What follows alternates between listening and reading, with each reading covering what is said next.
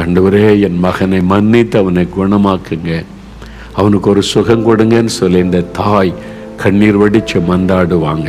அவன் அதெல்லாம் பார்ப்பான். ஒரு நாள் சொன்ன தாயை அழைத்து, இனி நான் பிழைக்க மாட்டேன் அம்மா, நான் சாக போகிறேன், என்னுடைய கடைசி அந்த நாள் வந்து விட்டது. அவனுடைய சகோதரிகள் எல்லாம் திருமணமாகி பல ஊர்களில் இருக்கிறாங்க. எல்லாரையும் வர சொல்லுங்க, நான் பார்க்கணும், எனக்கு ஆசையாக இருக்குது, நான் சாகிறதுக்குள்ள உங்களை பார்த்துட்றேன்னு சொன்னான்.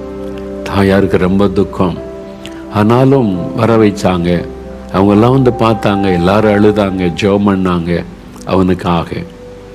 அப்போ கடைசி ஆசையை முடிஞ்சிட்டு நீ சாக போகிறேன் என்ற நிலைமையில் ஒரு நாள் தனியாக அந்த ரூமில் படுத்திருக்கும் பொழுது தன்னுடைய வாழ்க்கையை நினைத்து பார்த்தான்.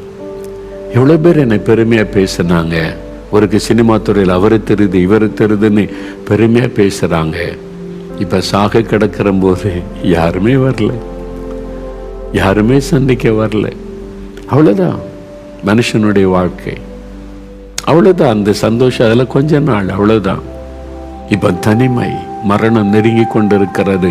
இந்த வியாதியின் கொடூரம் சரீரத்தை வாதிக்குது, நான் சாக போகிறேன் அப்படியே நினைக்கும் போது திடீரென்று அந்த அறைக்குள்ளே பிரகாசமான ஒரு வெளிச்சம். அவன் படுக்கையில் படுத்திருக்கிறான், எழும்ப கூட முடியாதபடி அந்த வெளிச்சத்துக்கு நடுவில் இயேசு வந்து நின்றார்.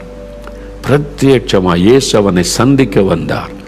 அவரே வந்தார், நேரடியாக வந்து அவரை பார்த்த உடனே இவன் என்ன கேள்வி கேட்டான், எங்கள் அம்மா எவ்வளோ அழுது ஜெபம் பண்ணுறாங்க, உங்ககிட்ட தானே ஜெபம் பண்ணுறாங்க எங்கள் அம்மா, நீ ஏன் என்னை குணமாக்கலை அப்படிதான் கேட்டானா, ஏன் என்னை சுகமாக்கலை? அப்பொழுது இயேசு அவனை பார்த்து புன்முறுவலோடு கேட்டார், நான் உன்னை எத்தனை முறை தேடி வந்தேன், ஏன் நீ என்னை ஏற்றுக்கொள்ளவில்லை?